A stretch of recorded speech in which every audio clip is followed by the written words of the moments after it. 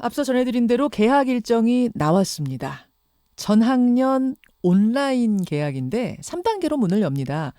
우선 4월 9일에는 고3과 중3, 4월 16일에는 고1, 2, 중1, 2, 그리고 초등학교 4, 5, 6학년. 마지막으로 4월 20일에는 초등학교 1, 2, 3학년이 온라인 개학을 하는 건데요. 유치원까지는 온라인 수업을 할 상황은 아니니까 유치원은 일단 무기한 개학 연기입니다. 그리고 수능일은 12월 3일. 자, 여러분 집에 앉아서 화상 카메라를 켜놓고 한반 아이들이 전부 온라인상에서 만나 학교 수업을 받는다. 한 번도 해보지 못한 이 일을 눈앞에 두니까 이게 진짜 될까? 걱정들이 많으실 겁니다. 그래서요, 교육부 장관에게 직접 설명을 좀 들어보려고 합니다. 유은혜 부총리 겸 교육부 장관 연결이 돼 있습니다. 유은혜 장관님 안녕하세요. 네, 안녕하세요. 얼마나 고생이 많으십니까?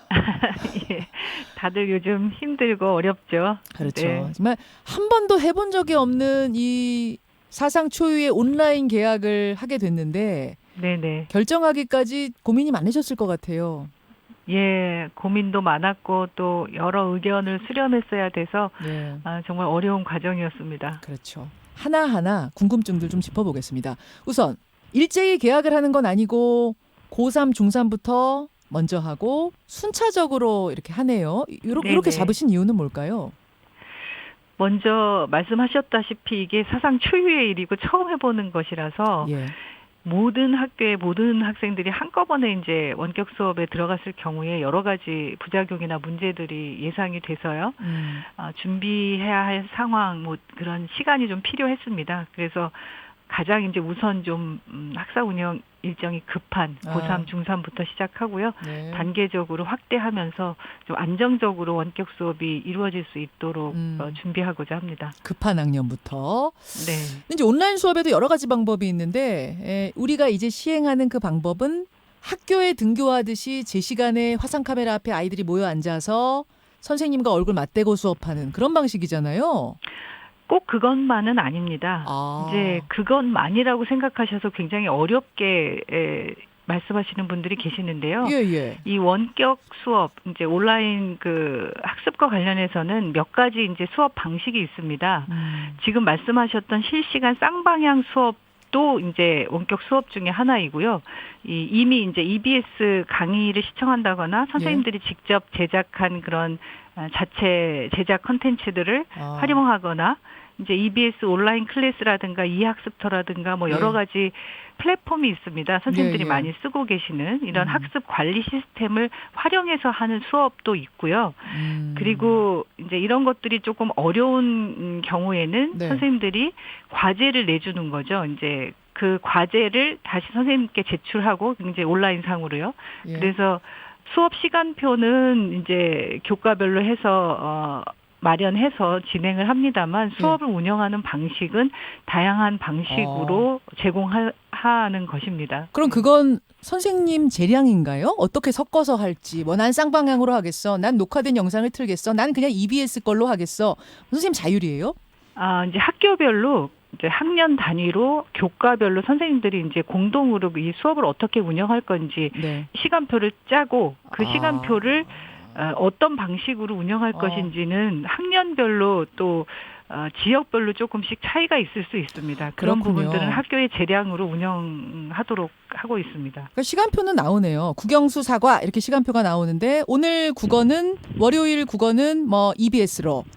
네네, 그렇죠. 영어는 실시간 쌍방향으로 뭐 이렇게 다 시간표가. 네, 시간표를 마련해서 그 시간표를 사전에 이제 제공을 하고 학생들하고 그래서 예를 들면 영상을 시청하는 수업이라고 하면 꼭 실시간으로 보지 않아도 뭐 내가 시간 될 때 보고 그것에 대한 피드백을 그렇겠네요. 선생님께 받아서 출석 확인을 하거나 이런 것도 가능하고요. 그래서 알겠습니다. 이 실시간 쌍방향 그 수업으로만 생각하시면 너무 어렵게 생각하시기 때문에 좀 다양한 방법이 있다는 것도 인지해 주시면 좋겠습니다.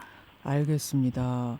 그 말씀을 듣고 보니까 이게 그럼 집에서 챙겨줄 어른이 없는 경우에는 상당히 복잡하겠어요. 어떤 수업 오히려 이렇게 그냥 앉아가지고 쭉 듣는 게 아니라 어떤 거는 콘텐츠로 챙겨야 하고 어떤 건 실시간으로 해야 되고 또 그러고서는 어떤 거는 과제로 해야 되고 이거 옆에서 다 챙겨주지 않으면 뭐 중고등학생이야 모르겠습니다만 초등학생 같은 경우는 맞벌이 가정, 뭐 조손 가정 아이들이 상당히 따라가기 어려워지는 거 아닐까요?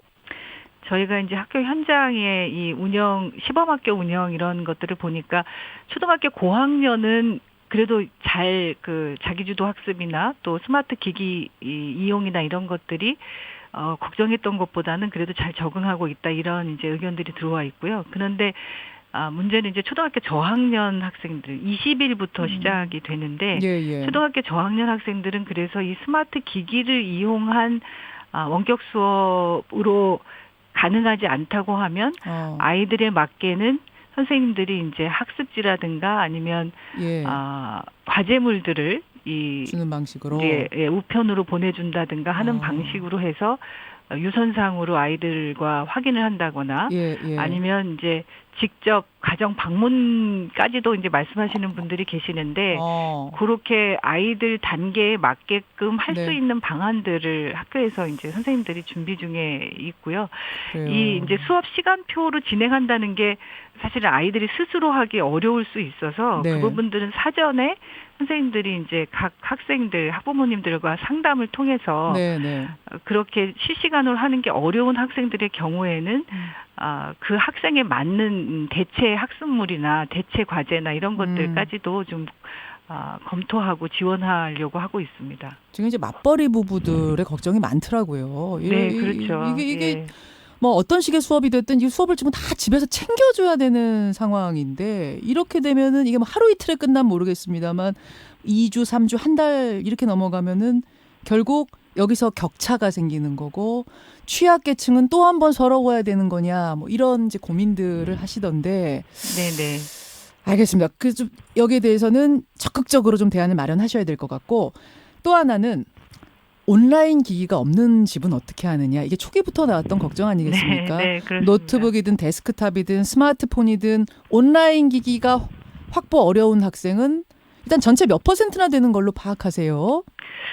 저희가 지금 이제 전체 학교의 한 65% 이상의 수요 조사가 되고 있는데 시도교육청이나 학교에서 보유하고 있는 스마트 기기가 있습니다. 예. 한 학교하고 교육청 자체가 가지고 있는 분량이 한 23만 대 정도로 예상하고 있거든요. 예, 그리고 예. 저희가 이제 교육부에서 또 확보하고 있는 물량도 있습니다. 예. 그래서 지금 이제 교육급여를 받고 있는 그 저소득층 학생들에게는 네. 그 수요 조사를 통해서 우선 이 스마트 기기를 대여할 계획이고요. 이 학생들 외에도 이제 다자녀 가구라든가 그렇죠. 이런 집에는 이제 스마트 기기가 더 필요한 집들이 있기 때문에 우선 저소득층 학생들을 먼저 예. 파악해서 대여하고 예. 그리고 저희가 이제 지금 여러 가지 방법으로 지금 스마트 기기를 확보를 하고 있는데 저희 예상으로는 지금 저희가 확보하고 있는 스마트 기기 분량이 예. 부족하지는 않을 것으로 부족하진 예상을 하고 않을 있습니다. 것으로. 예. 알겠습니다. 사실은 이제 질문을 드리면서도 교육부가 떠하는 짐이 이게 쉽지 않다. 뭐 똑 네. 떨어지는 해법이 나오지 않는 이게 전시 상황과도 같은 상황이라는 건 알기 때문에 뭐 같이 고민하자는 차원으로 질문 드립니다. 네. 사실 이제 제일 걱정은 중간고사, 기말고사 같은 평가예요. 특히 고등학교 같은 경우는 그 중간 기말고사가 입시에 반영이 되기 때문에 민감할 수밖에 없는데 네. 평가는 어떤 식으로 할 계획이세요? 평가는 원격 수업이 진행되는 과정에서는 평가를 하지 않고요.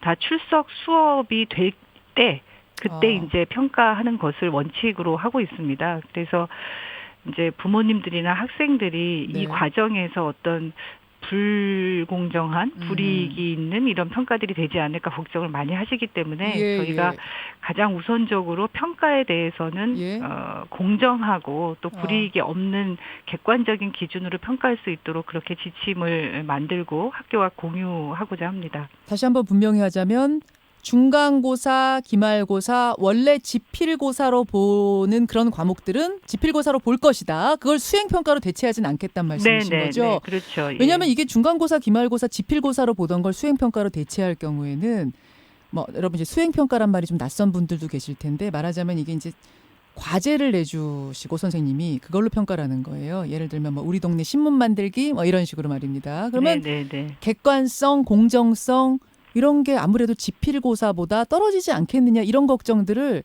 굉장히 실질적인 걱정들을 지금 부모님들이 많이 하시거든요. 지필고사로 보도록 돼 있는 중간고사, 기말고사 과목은 그대로 할 것이다. 이건 원칙이다. 알겠습니다. 근데 중간고사, 지필고사로 보려면 이게 5월 말이잖아요. 그렇죠. 5월 말까지 정말 등교 개학이 가능하겠습니까? 그러니까 지금 저희가 이제 등교 개학을 모든 학생들이 일제히 등교 개학을 하는 것은 굉장히 좀 여러 가지 그 신중한 판단들이 필요하고요.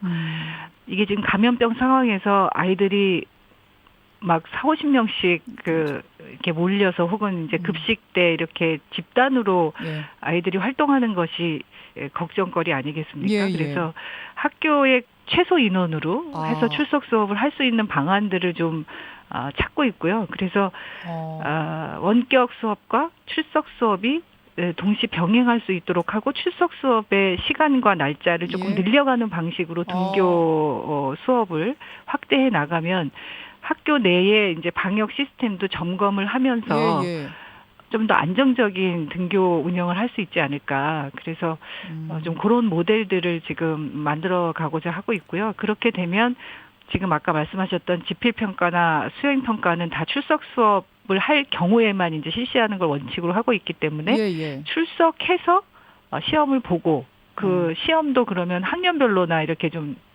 나눠서 보거나 그때까지 좀 위기 단계가 전면적인 등교가 어렵다고 하면 그래서 좀 부분적인 등교 그 출석 수업과 온라인 원격 수업을 병행하는 방법 이런 것들을 좀 다양하게 검토하고 있습니다.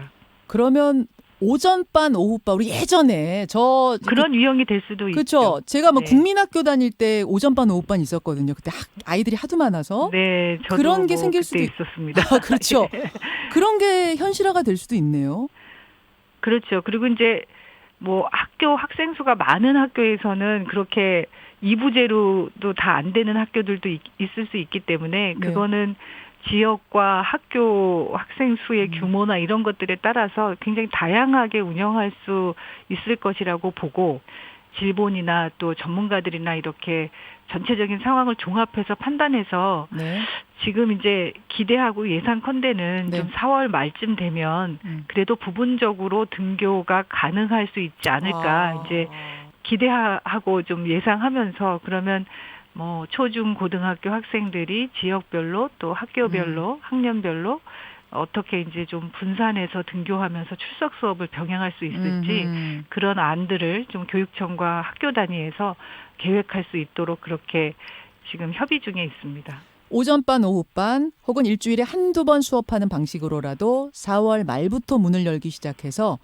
중간고사는 반드시 지필고사로 칠 수 있도록 이렇게 계획을 짜겠다라는 말씀. 네네. 알겠습니다. 뭐 이게 시행하고 나면은 또 고민들이 생길 거예요. 또 문제점들이 드러날 거고. 그렇죠. 그렇죠. 보완해 가면서 처음 가는 길이니까 보완해 가면서 우리가 슬기롭게 이 상황을 좀 극복해야겠습니다. 오늘 인터뷰 고맙습니다. 네, 고맙습니다. 유은혜 부총리 겸 교육부 장관이었습니다. 김현정의 뉴스쇼는 청취자 여러분의 참여로 이루어집니다. 트위터, 페이스북, 레인보우 게시판, 그리고 단문 50원, 장문 100원의 유료 문자 샵 1212, 우물정 1212 통해 참여하실 수 있습니다. 김현정의 뉴스쇼, 여러분과 함께 만듭니다.